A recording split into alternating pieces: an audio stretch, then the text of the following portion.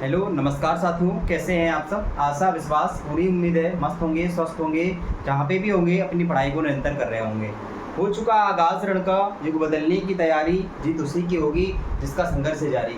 जो बच्चा सही दिशा में मेहनत का पसीना बहाएगा निश्चित ही मैदान जीत कर ले जाएगा। मैं आशीष आपके अपने यूट्यूब चैनल फिजिक्स बाय आशीष सर में दिल खोलकर स्वागत करता हूँ। हम लोगों ने इसके नेक्स्ट वीडियो में, इससे पहले जो वीडियो आपके पास आया था उसमें हम लोगों ने बात की थी प्रकाश के अपवर्तन के बारे में, सारी चीज़ों को डिस्कस किया था। बहुत अच्छी तरीके से आप लोगों ने इस वीडियो को देखा होगा। जिन बच्चों ने नहीं देखा है वो जाके डिस्क्रिप्शन में थंबनेल पड़ा हुआ है, उसको देखिए, प्रकाश का अपवर्तन, देन चीज़ें आपको समझ में आएंगी। इसके बाद जो टॉपिक है उसके बारे में आगे चर्चा करने से पहले आपसे रिक्वेस्ट करना चाहूँगा कि जो लोग इस वीडियो को देख रहे हैं वो चैनल को सब्सक्राइब कर लें, बेल आइकन का बटन दबा लें, और ताकि सारे वीडियो आपके पास आते रहें। और एक महत्वपूर्ण सूचना आपके लिए ये है कि जीवन में ठहराव ज़रूरी है बच्चा। जब तक आप ठहरेंगे नहीं, जब तक आप चीज़ों को समय नहीं देंगे, आपकी चीज़ें बेहतर नहीं होंगी। ये बात दिमाग में फिट करके रखिए। आपको समय देना ही होगा। अगर वो पढ़ाई से आप जुड़े हैं तो आपको पढ़ाई में टाइम देना होगा, तभी जाके चीज़ें हो पाएंगी। अन्यथा जो आप सोच रहे हैं, जो कल्पनाएं आप कर रहे हैं, वो कल्पनाओं मात्र से वो सारी चीज़ें आपको प्राप्त नहीं हो सकती। आपको उसके लिए डेडिकेशन करना पड़ेगा, आपको उसके लिए प्रयास करना पड़ेगा, आपको उसके लिए अपना समय देना ही होगा, तब जाके चीज़ें अच्छी होंगी। अगर आपको पढ़ाई में अच्छा करना है तो पढ़ाई में समय देना होगा। अगर आपको पैसे के लिए कुछ करना है तो पैसे के लिए स्ट्रेटजी बनानी होगी। आपको जीवन में अगर कुछ करना है तो सीधी सी बात यह है, आपको समय देना ही होगा, तब जाके चीज़ें आपकी बहुत बेहतर हो सकती हैं। चलिए समय ना गवाते हुए आज डिस्कस करेंगे हम लोग अपवर्तन। और आपके पास जो तीसरा टॉपिक लिखा है उसके बारे में आज डिस्कस करना है हमें।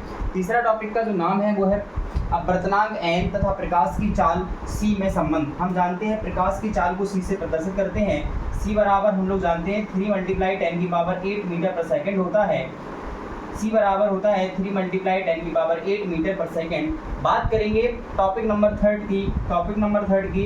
ये टॉपिक ही कहता है अपवर्तनांक n और प्रकाश की चाल में क्या संबंध है। तो अपवर्तनांक जो होता है उसको हम लोग प्रदर्शित करते हैं बेटा। अपवर्तनांक जो होता है उसको हम लोग प्रदर्शित करते हैं स्मॉल n से, और जो प्रकाश की चाल होती है उसको हम लोग प्रदर्शित करते हैं बच्चा c से। और जिस माध्यम में हम जा रहे होते हैं वहाँ पे उसकी जो प्रकाश की चाल होती है v मीडियम लिख देते हैं। तो इस तरीके से हम देखते हैं कि अपवर्तनांक n और प्रकाश की चाल c तथा माध्यम v में इस प्रकार संबंध होता है। तो हम संबंध का जब रिलेशन लिखते हैं तो डिफाइन कुछ इस प्रकार बनती है। किसी माध्यम का अपवर्तनांक जो होता है, किसी माध्यम का अपवर्तनांक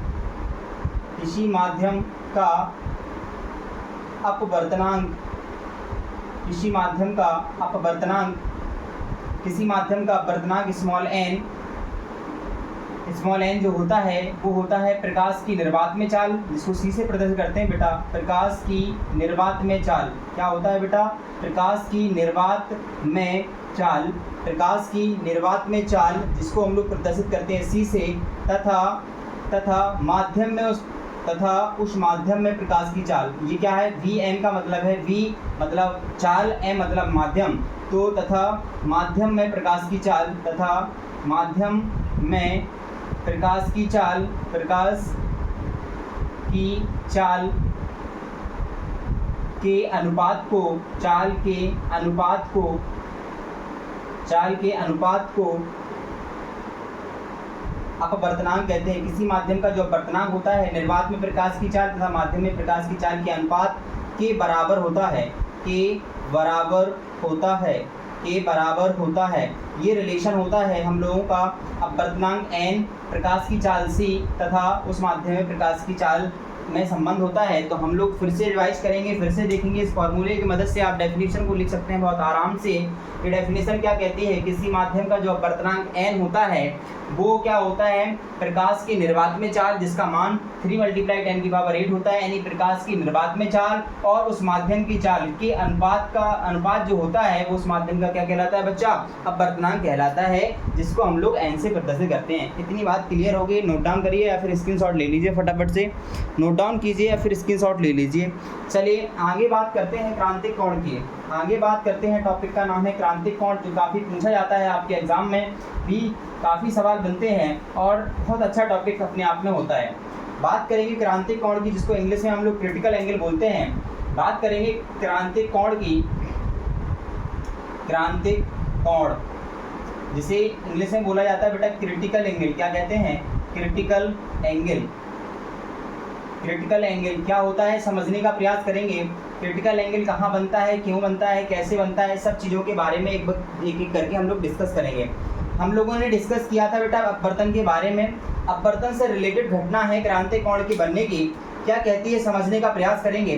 जब अपने पास क्या होता है, दो माध्यम होते हैं। मान लीजिए ऊपर वाला माध्यम बेटा सघन है। क्या है? सघन है। जो पहला माध्यम है वो बेटा कैसा है? सघन है। और जो दूसरा माध्यम है बेटा वो क्या है? विरल है। सघन माध्यम वह माध्यम होता है जहाँ पर प्रकाश को चलने में थोड़ी असुविधा होती है, जबकि विरल माध्यम वह माध्यम होता है जहाँ पर प्रकाश को चलने में थोड़ी सुविधा होती है। ये कौन सा माध्यम है बेटा? सघन है। कौन सा है? सघन है। और जो नीचे वाला माध्यम है वो क्या है? विरल है। दो माध्यम है, पहला माध्यम सघन है, दूसरा माध्यम विरल है। मान लीजिए विरल को हम लोग प्रदर्शित कर रहे हैं 1 से, किससे बेटा? 1 से। और सघन माध्यम को हम लोग प्रदर्शित कर रहे हैं बेटा किससे? 2 से। ठीक है, चलिए बात करते हैं। अगर कोई प्रकाशीय किरण हम सघन माध्यम से विरल माध्यम में ले जाते हैं, जब कोई प्रकाशीय किरण कहाँ से? सघन माध्यम से विरल माध्यम में जाती है, तो इसको जाना चाहिए था बेटा ऐसा, जाना चाहिए था ऐसा। लेकिन क्या होगी कहानी, जब सघन से विरल में जाती है प्रकाश की किरण तो वो अभिलंब से दूर हटती है। क्या होता है बच्चा? अभिलंब से दूर हट जाती है। ये आपका नॉर्मल रहा, इससे क्या हो जाएगी बच्चा? दूर हट जाती है। अगर हम क्या करें बेटा, ये क्या है आपके पास? I है, और ये क्या है बेटा आपके पास? R है। ये क्या है आपके पास? R है। हमें क्या करना है? क्रांतिक कोण बनाना है, जिसका नोटेशन होता है बेटा क्या? IC, या कहीं कहीं पर आपको डायरेक्ट C भी दिखा होगा। कहीं IC बना होगा, कहीं क्या लिखा होगा? ओनली C लिखा होगा, तो आपको कंफ्यूज नहीं होना है। चलिए अब हम क्या करते हैं, इस आपतन कोण की वैल्यू थोड़ी सी इंक्रीज करते हैं, यानी आपतन कोण का मान थोड़ा सा हम क्या करते हैं? बढ़ाते हैं। जैसे ही हम आपतन कोण का मान थोड़ा सा इंक्रीज करेंगे, मान लीजिए आपतन कोण का मान हमने ये कर दिया। जब आपतन कोण का मान हम ऐसा करेंगे तो जो अपवर्तित किरण थी उसको ऐसे जाना चाहिए था, ऐसे जाना चाहिए था, जाना चाहिए था कि नहीं? लेकिन चूंकि सघन माध्यम से वो विरल माध्यम में जा रही है, तो अपवर्तन कैसा होगा? कुछ इस तरीके से यहाँ पे मुड़ जाएगी, कुछ इस तरीके से यहाँ पे मुड़ जाएगी। और इस घटना में हम देख रहे हैं ये वाला, अब जो इस वाली किरण को थोड़ा देर के लिए अगर रेज कर दिया जाए, इस वाली किरण को अगर रेज कर दिया जाए, ये वाली किरण अगर रेज हो जाएगी तो ये वाली किरण ऐसी जानी चाहिए थी, लेकिन अपवर्तन के बाद क्या हो गया बेटा? यहाँ पे मुड़ गई। तो ये वाला कोण क्या है आपका? I है बेटा, और ये वाला कोण क्या है बेटा आपका? R है। चूंकि आपतित किरण और अभिलंब के बीच बना कोण आपतन कोण होता है, और अभिलंब और अपवर्तित जो किरण होता है उनके बीच जो कोण बनता है उसको अपवर्तन कोण कहते हैं। हमें बहुत अच्छे से दिख रहा है, कक्षा 9 से पढ़ते हुए आए हैं। जब किसी एक लाइन पर एक सीधी लाइन रखी होती है तो वहाँ पर जो एंगल बनता है उस एंगल को हम लोग 90 डिग्री कहते हैं। इसको समकोण भी बोल देते हैं। क्या बोल देते हैं बेटा? समकोण भी बोल देते हैं। तो हमें यहाँ पर निश्चित दिख रहा है कि जो R की वैल्यू है वो कितनी है बेटा? 90 डिग्री है। कितनी है बच्चा? 90 डिग्री है। तो हम ये ऑब्वियसली बोल सकते हैं कि R का मान यहाँ क्या है? 90 है। तो जो I एंगल होगा बेटा, इसी एंगल को आप क्या कहेंगे? क्रिटिकल एंगल कहेंगे। क्या कहेंगे? क्रिटिकल एंगल कहेंगे। तो कहीं ना कहीं मैं आपसे ये कहना चाह रहा हूँ, अगर आप समझ पा रहे हैं, कहीं ना कहीं मैं आपसे ये कहना चाह रहा हूँ कि जो आपतन कोण होता है उसी का नाम क्या बोल देते हैं बेटा? क्रांतिक कोण कहते हैं। कब? विशेष कंडीशन में, जब क्या होगा? विरल माध्यम में जो कोण बना है R, यानी अपवर्तन कोण का जो मान है वो कितना हो जाए बेटा? 90 डिग्री हो जाता है। तो जो I बनता है उसको ही हम लोग क्या कहते हैं? क्रिटिकल एंगल कहते हैं, यानी कि क्रांतिक कोण कहते हैं। क्या इतनी बात सभी लोगों को क्लियर हो गई है? क्या इतनी बात सभी लोगों को क्लियर हो गई है? अगर इसकी डेफिनेशन लिखेंगे तो क्या लिखेंगे बेटा? डेफिनेशन होगी क्रांतिक कोण की। क्रांतिक कोण की हम डिफाइन लिख रहे हैं, सघन माध्यम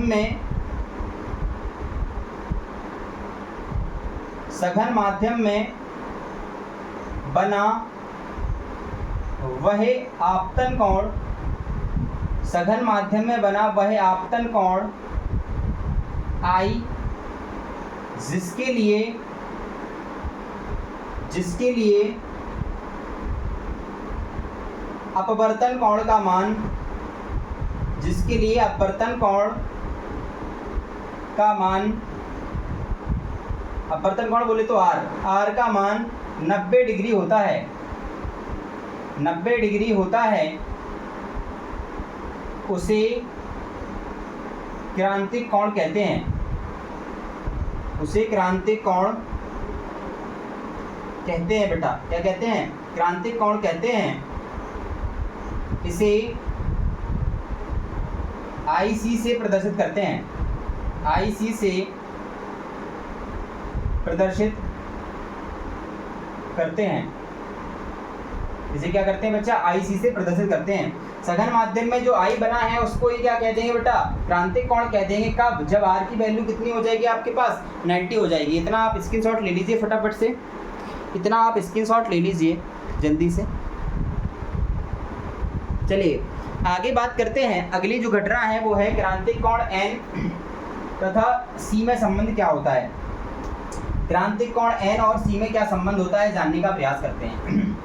हम लोगों ने ये पढ़ा है बेटा, हम लोगों ने ये पढ़ा है पहले माध्यम के सापेक्ष जब दूसरे माध्यम के अपवर्तनांक को लिखते हैं, पहले माध्यम के सापेक्ष जब दूसरे माध्यम के अपवर्तनांक को लिखते हैं तो ये क्या होता है, इसको समझने का प्रयास करते हैं। इसको हम लोग रेज कर रहे हैं भैया, इसको रेज कर रहे हैं।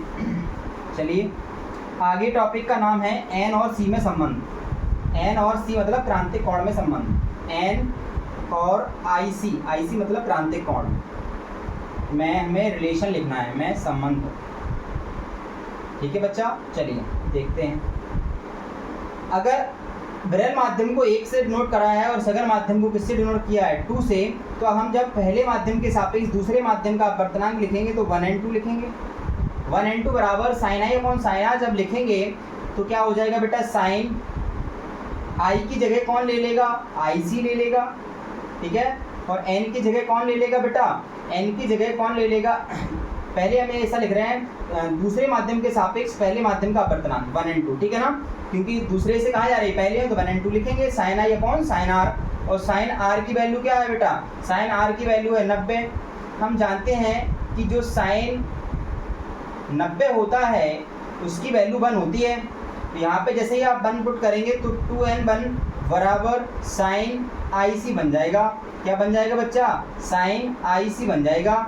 और हम लोग उत्क्रमणता का सिद्धांत जानते हैं, 2n1 बराबर होता है बेटा 1/1n2। क्या होता है, 1n2। तो इसको हम ऐसा लिख सकते हैं 1/1n2 बराबर साइन IC। क्या लिख सकते हैं बेटा, साइन IC। जब इसको थोड़ा सा सॉल्व और करेंगे, जब इसको थोड़ा सा सॉल्व और करेंगे, हम आगे बढ़ेंगे इसको, तो ये फॉर्मूला कुछ ऐसा दिखाई देगा हमें कि जो साइन C होता है या साइन IC होता है वो 1/1n2 हो जाएगा। क्या हो जाएगा बेटा, 1/1n2 हो जाएगा। ये नोट डाउन कर लीजिए आप फटाफट से, इतना आप नोट डाउन कर लीजिए या फिर स्क्रीनशॉट ले लीजिए।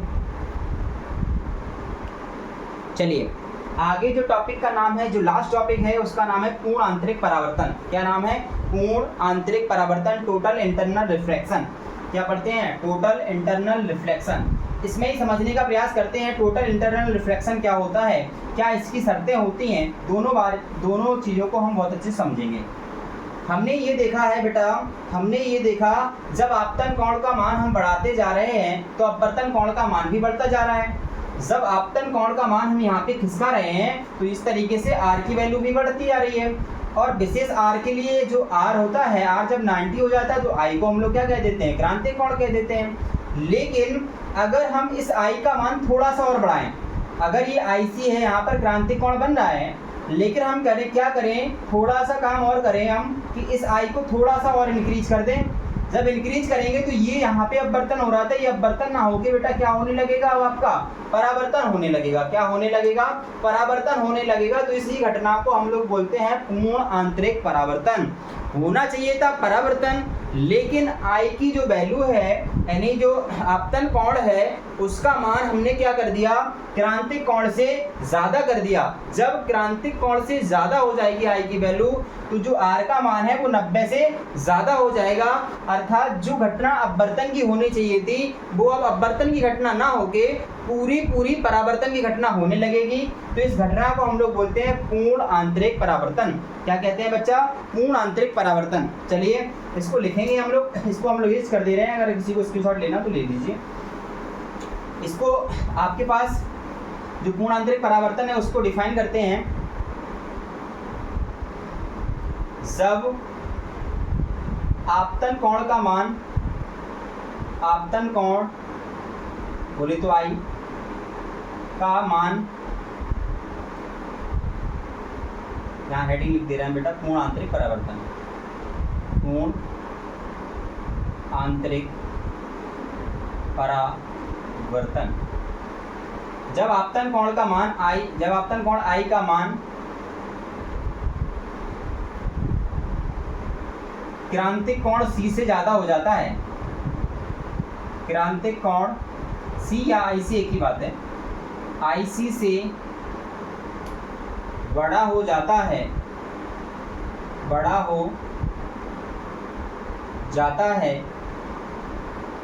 तब प्रकाश की किरण का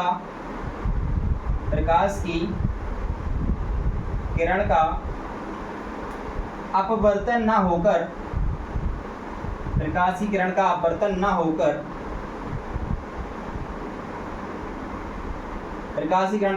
होकर पूर्ण परावर्तन हो जाता है। इस घटना को पूर्ण आंतरिक परावर्तन कहते हैं। इस घटना को पूर्ण आंतरिक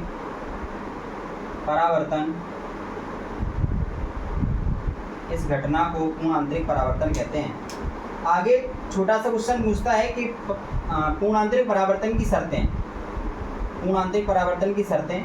शर्त नंबर फर्स्ट ये होती है बेटा कि जो प्रकाश है वो हमेशा सघन से विरल में जाना चाहिए। शर्त नंबर फर्स्ट है अपवर्तन, ये जो पूर्ण आंतरिक परावर्तन है ये तभी संभव हो सकता है बेटा, जब शर्त नंबर फर्स्ट लागू हो, प्रकाश सघन से कहाँ जाए बेटा, प्रकाश सघन से विरल माध्यम में जाए,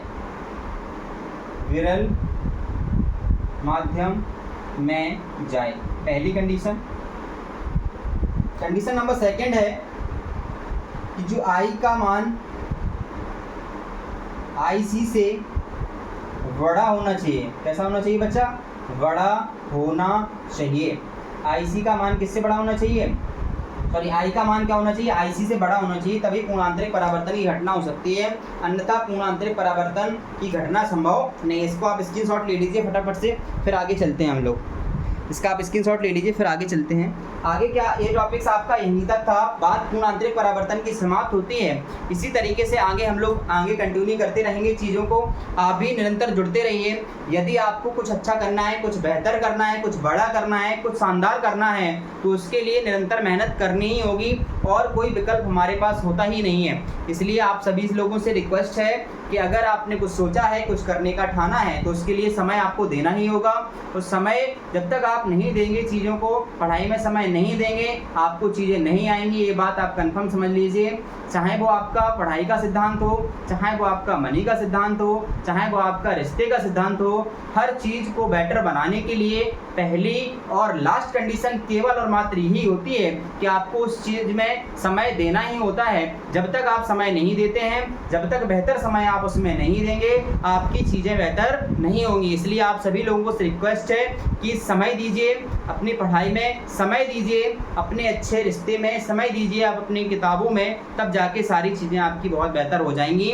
इसी तरीके से आगे बढ़ते रहिए, अपनी तैयारी को मजबूत करते रहिए, फिजिक्स बाय आशीष सर के साथ जुड़े रहिए और इसी तरीके के वीडियो प्राप्त करते रहिए। वीडियो अच्छा लगता है तो चैनल को सब्सक्राइब कीजिए, बेल आइकन का बटन दबाइए ताकि आपको वीडियो कंटिन्यूस रूप से मिलते रहें। छोटे बच्चों से प्यार कीजिए, बड़े लोगों का सम्मान कीजिए, अपना व्यक्तित्व इस तरीके से विकसित कीजिए कि लोग आपके साथ रहना पसंद करें। Thank you so much, all the best.